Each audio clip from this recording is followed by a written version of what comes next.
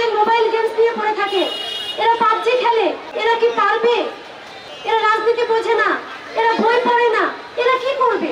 আন্দোলনের মাঝামাঝিতে একদিন পত্রিকা পড়তে গিয়ে ছাত্র আন্দোলনের সমন্বয়কদের মন্তব্য, আলোচনা, পর্যালোচনা, বিজ্ঞ প্রাজ্ঞ ব্যক্তিদের সাথে তাদের কমিউনিকেশন দেখে বুঝলাম রাজনৈতিক দলগুলোর মধ্যে যে রাজনৈতিক চিন্তা ভাবনা, বুদ্ধি বিবেচনা, সমন্বয় থাকা উচিত ছিল সেটাকে দেখতে পাইনি।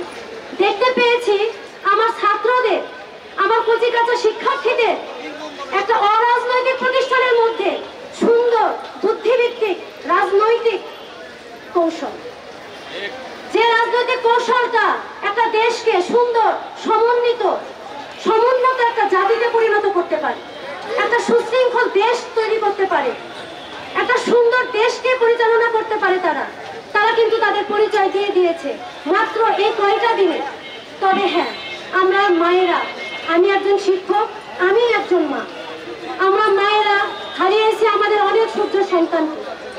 তাদের আত্মত্যাগের বিনিময়ে যে নতুন দেশ আমরা পেয়েছি, সেই দেশকে গড়ে তুলবে এরাই।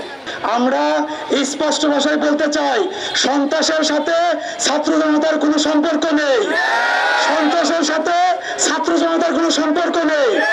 এই দেশ আমাদের দেশ, এই দেশকে সুন্দরভাবে করার দায়িত্ব আমাদেরই।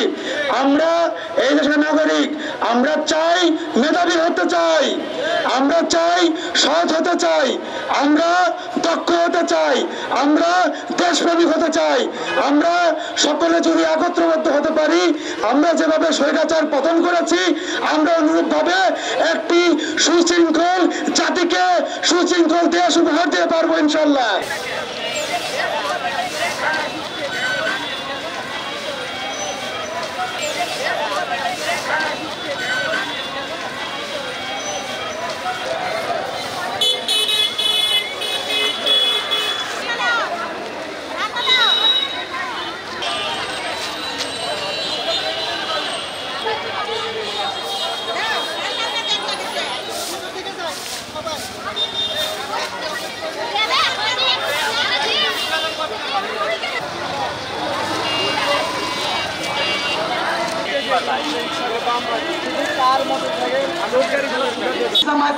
রবিকুল ইসলাম 1 মিনিট।